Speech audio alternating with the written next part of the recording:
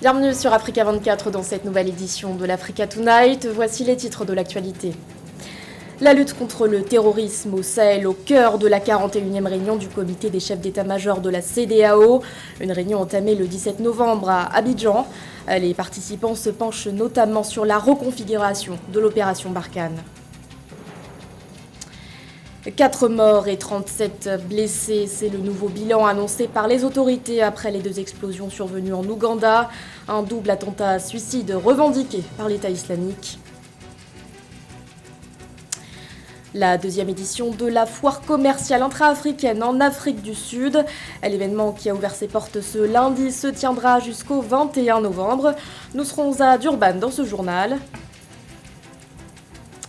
Et puis nous recevrons à la fin de cette édition le président de l'ONG Afrique Patrimoine, Sali Alassane Thiam, sera avec nous pour évoquer la 2e édition de la Biennale de Luanda. Mais tout d'abord, il se lance lui aussi dans la course à la magistrature suprême. En Libye, l'ancien ministre de l'Intérieur, Fathi Bachaga, a annoncé ce jeudi sa candidature à l'élection présidentielle du 24 décembre prochain. Âgé de 59 ans, il a occupé cette fonction de 2018 à 2021. Désormais, 15 candidats sont en lice pour ce scrutin selon la Haute Commission électorale. Parmi eux, l'homme fort de l'Est libyen, le maréchal Khalifa Haftar ou encore Aguila Saleh. Le président du Parlement, qui a annoncé sa candidature ce mercredi, s'engage à préserver l'unité et l'indépendance du pays. La Côte d'Ivoire abrite jusqu'au 19 novembre la 41e réunion du comité des chefs d'état-major de la CEDEAO. Pendant 3 jours, les problématiques d'ordre sécuritaire au Sahel sont au cœur des débats. Les participants planchent notamment sur la restructuration de l'opération Barkhane, et ce alors qu'une 2e base occupée jusque-là par la France a été transférée à l'armée malienne. Roberto Bogbi. Mettre en commun leur énergie et faire converger leurs efforts pour des solutions globales, innovantes et immédiatement applicables. C'est le sens de cette 41e session des chefs d'état-major que le ministre de la Défense ivoirien a tenu à préciser. Dans une Afrique de l'Ouest en proie au terrorisme, la mise sur pied d'une approche collective, d'opérations conjointes et d'échanges de renseignements s'impose. La redéfinition de la posture des partenaires au Sahel, notamment Barkhane, s'accompagnera immanquablement d'un bouleversement dans la riposte au terrorisme dans cette région et bien au-delà. Dans ce sens, l'anticipation de cette nouvelle donne s'impose pour la préservation du fragile équilibre dans ces zones. En tout état de cause, vos réflexions pendant ces 72 heures devront être guidées par un seul objectif: renforcer la paix et la sécurité sur nos territoires. La 41e réunion du comité des chefs d'état-major de la CEDEAO va permettre aux parties prenantes de mettre en place rapidement des outils de coopération interétatique pour parer à une menace terroriste qualifiée de grandissante. Des menaces multiformes, hybrides et transnationales, devenues pour certaines plus redoutables avec le retrait progressif des troupes françaises au Sahel. La question de la menace terroriste, elle devient très, très préoccupante. Et c'est une marque incommensurable de défiance envers les forces de sécurité et de défense. Combien sont-ils, ces terroristes? Un point vous sera fait sur le plan d'action de lutte contre le terrorisme dans l'espace CEDEAO. La réunion inaugurale du comité de pilotage s'étant tenue le 29 mai 2020. Une présentation sur le financement de ECOMIB vous sera réalisée. Un point important vous sera fait sur le remboursement des arriérés dus aux pays contributeurs de troupes. Agir ensemble contre le terrorisme. La formule, raison d'être de cette 41e réunion du comité des chefs d'état-major de la CEDEAO, a en ligne de mire les attaques terroristes au Sahel. Des attaques qui ont augmenté de 250% entre 2018 et 2020. 2440 civils et 1000 militaires ont perdu la vie au cours de ces attaques. Au Burkina Faso, une grande manifestation a été organisée pour dénoncer la multiplication de ces attaques terroristes. Le bilan s'alourdit. En Ouganda, les 2 explosions survenues ce mardi à Kampala ont fait 4 morts et 37 blessés selon les autorités. Cette double attaque, qualifiée d'attentat-suicide par la police, a ensuite été revendiquée par l'État islamique. Plus de précisions avec Joël Ballot. 4 morts et 37 blessés, c'est le bilan d'une vague d'attentats ayant frappé l'Ouganda ce 16 novembre. Les explosions qui ont eu lieu à Kampala et qui ont forcé l'évacuation du Parlement sont depuis le 16 novembre revendiquées par l'État islamique. Selon le service de renseignement de la police ougandaise, les forces démocratiques alliées alignées sur l'État islamique sont responsables de ces attentats. Les caractéristiques de l'attaque indiquent clairement que le groupe radicalisé lié aux ADF a toujours le désir de mener des attaques meurtrières en utilisant des kamikazes et les engins explosifs improvisés. Les explosions à 3 minutes d'intervalle se sont déroulées, la première près du poste de police central et les 2 autres près du Parlement. Dans un communiqué publié ce 16 novembre, le président ougandais Yoweri Museveni a déclaré que 3 assaillants sont morts en faisant exploser leurs bombes et 7 ont été tués alors qu'ils résistaient à leur arrestation. Au total, 81 suspects ont été arrêtés. Ce qui a pu être à l'origine des attentats commis dans la capitale ougandaise Kampala, c'est l'acquisition des nouvelles capacités opérationnelles des nuisances des ADF depuis leur adhésion à l'État islamique. Mais l'autre raison, c'est qu'il y a aussi les frustrations qui sont allées crescendo depuis la réélection assez contestée du président Museveni lors des dernières élections présidentielles. Face à la résurgence des cas d'insécurité, outre la chasse aux terroristes, les autorités ougandaises ont mis en place une stratégie de vigilance qui contribue à minimiser les dégâts. Par conséquent, le public doit rester vigilant et contrôler les personnes au point d'entrée des lieux publics. En rappel, l'Ouganda était déjà le théâtre de 2 attentats à la bombe en octobre 2021. La foire commerciale intra-africaine se poursuit en Afrique du Sud. Plus de 10 000 personnes venues de tout le continent devraient prendre part à ce rendez-vous organisé à Durban. Un événement aux enjeux importants pour les organisateurs qui s'attendent à ce que des accords commerciaux d'une valeur de 40 milliards de dollars soient signés. Reportage de notre correspondant Ange Bijou-Nomenio. 40 milliards de dollars d'échanges commerciaux, c'est l'objectif qu'Afreximbank et l'Union africaine souhaitent atteindre pour la 2e édition de la foire commerciale intra-africaine. Le défi est important, mais reste surmontable compte tenu du nombre de participants à la foire commerciale de Durban. Ils sont plus de 10 000 à venir exposer leurs produits, leurs potentialités et leurs richesses. 10 000 à se frotter les uns aux autres pour espérer nouer des contrats et des partenariats. La foire est maintenant un peu mieux connue qu'il y a 2 ans. Et il y a un engouement certain qui se voit d'ailleurs. Il y a eu déjà quelques signatures qui ont eu lieu, mais on devra attendre à la fin samedi ou dimanche pour savoir quel est le montant. Mais nous avons un bon espoir que le montant de 32 milliards que nous avions atteint sera dépassé cette fois-ci. 32 milliards de dollars, c'était le montant des contrats d'investissement réalisés lors de la première édition de la foire commerciale intra-africaine. L'atteinte de cet objectif a été rendue possible grâce au marché unique fourni par la foire.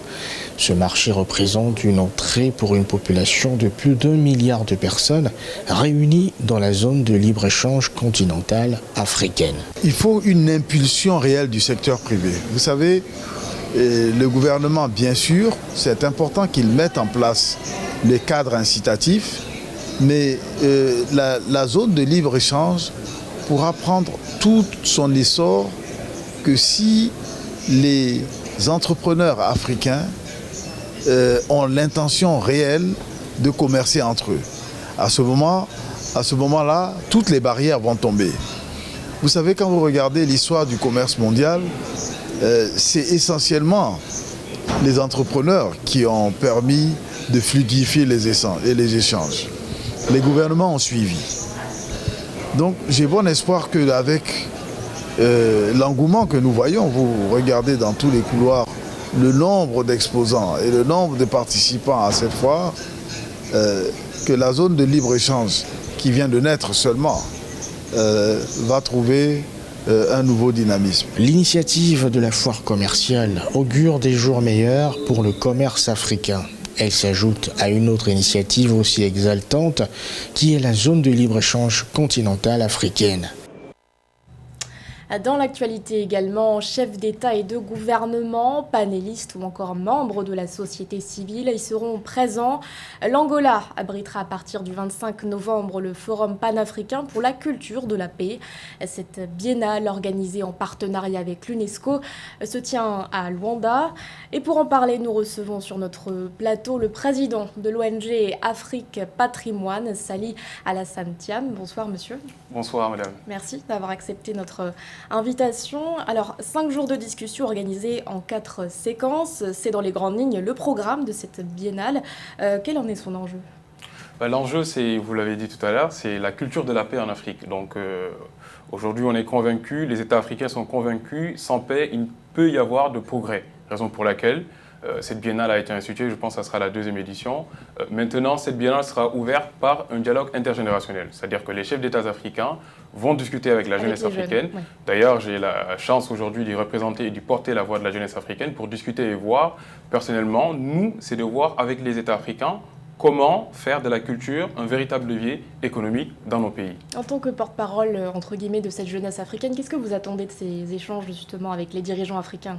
Ce qu'on attend, c'est vraiment essayer de respecter, de rentrer dans un premier temps dans le cadre de la charte de la Renaissance culturelle africaine, qui aujourd'hui régit quelles relations on doit avoir en Afrique, comment faire pour booster la culture africaine à l'international. Moi, potentiellement, je vais proposer des solutions concrètes pour voir avec les États africains. C'est-à-dire ? Des propositions concrètes, c'est-à-dire qu'aujourd'hui, notre ONG porte un très grand projet pour l'Afrique, qui est venu donner un élan culturel international à notre continent en réglant 2 grandes problématiques en Afrique. La première qui est la sous-représentation de l'Afrique au niveau de la liste du patrimoine mondial de l'UNESCO. Aujourd'hui, sur les 1154 patrimoines classés dans le monde entier, l'Afrique n'en pèse que 106, donc ce qui nous fait un taux de 9%. L'autre dossier, c'est la question de la restitution. Cette fameuse question de restitution des œuvres africaines, dont la jeunesse africaine aujourd'hui a vraiment besoin de ces œuvres-là. Donc l'objectif, c'est de proposer une vision générale de cette restitution. Aujourd'hui, ça se fait entre 2 pays, c'est-à-dire que dans le cadre des relations bilatérales, nous, notre objectif, c'est d'amener vraiment une vision générale de cette restitution en mettant en place des objectifs qui sont vraiment cohérents et permettre aux États africains de s'y préparer et aux États européens de mieux appréhender ce sujet-là. C'est pour cette raison que lors du sommet Afrique-France, vous avez interpellé le président français Emmanuel Macron en lui proposant l'organisation d'un forum du patrimoine africain. Pourquoi vouloir mettre en place un tel événement ? Un tel événement est très, très important aujourd'hui et d'une importance capitale selon l'état d'avancement des 2 sujets dont je vous parle et qui empêchent aujourd'hui l'Afrique de prendre cet envol international.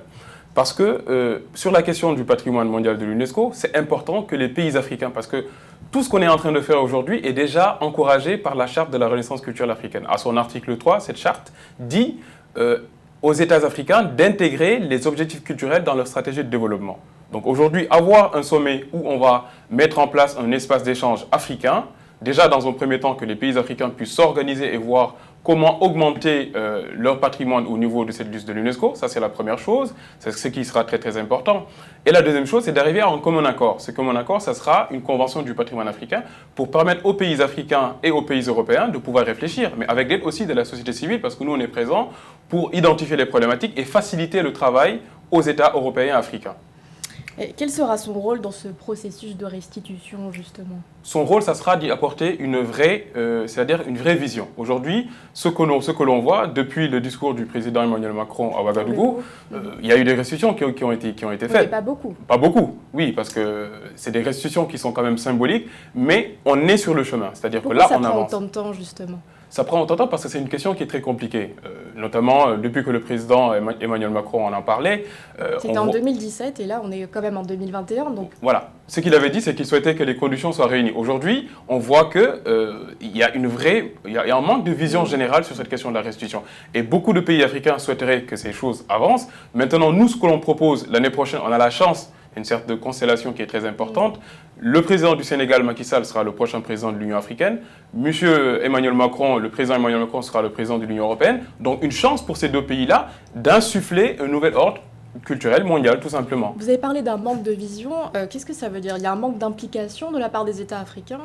Non, pas forcément. Les États africains aujourd'hui font de leur mieux pour que les choses avancent. Maintenant, ces objets ont été protégés par des lois françaises. Bon, après, les lois africaines ne sont pas assujetties aux lois françaises. Maintenant, il faudrait en discuter. C'est-à-dire qu'aujourd'hui, selon l'état d'avancement de la diplomatie, il faudrait qu'on arrive à mettre en place un grand sommet qui est aussi encouragé par la Charte de la Renaissance culturelle africaine, qui nous dit toujours à son article 3 d'encourager la coopération culturelle internationale pour une meilleure compréhension des peuples à l'intérieur comme à l'extérieur de l'Afrique. C'est-à-dire que plus on collabore dans le cadre culturel, plus ces pays vont se connaître. Mais aussi, l'autre aspect important, c'est que lors de ce sommet, lors de ce forum du patrimoine africain, ça sera un forum qui sera itinérant. Tous les pays africains auront la chance d'organiser ce forum et d'accueillir les États européens. Parce que l'Afrique a énormément changé. L'Afrique a énormément changé, raison pour laquelle il faut s'y rendre pour connaître, c'est-à-dire que les nouveaux défis de l'Afrique. Et la jeunesse africaine aujourd'hui que je représente a bien compris cela. Les États africains, les chefs d'État africains l'ont compris. Maintenant, donner une chance aux pays africains d'organiser un forum où on va parler de culture, mais qui sera l'occasion aussi que ces dirigeants européens viennent en Afrique et découvrent la réalité de l'Afrique. L'Afrique a aujourd'hui énormément changé, a pris conscience de ce changement-là, de ces défis innombrables aussi, mais ça permettra tout simplement de comprendre qu'aujourd'hui, l'Afrique sera demain le cœur du monde, parce qu'en 2050, on représentera la moitié de la population mondiale, et si on arrive en 2050, il n'y aura plus de négociations. Maintenant, c'est l'occasion de le faire et de permettre de booster et d'instruire et permettre à la jeunesse africaine aussi d'avoir un nouvel angle d'observation de la culture et de leur histoire, tout simplement. Merci beaucoup, Monsieur Sali Alassane Thiam, d'avoir accepté notre invitation. Je rappelle que vous êtes le président de l'ONG Afrique et Patrimoine. Vous êtes également nominé aux African Talent Awards dans la catégorie Best African Young Leader. C'est ça. Merci beaucoup. Merci à vous. Au revoir. Ce journal a été réalisé par l'ensemble de la rédaction. Merci de votre fidélité. L'actualité continue sur Africa 24.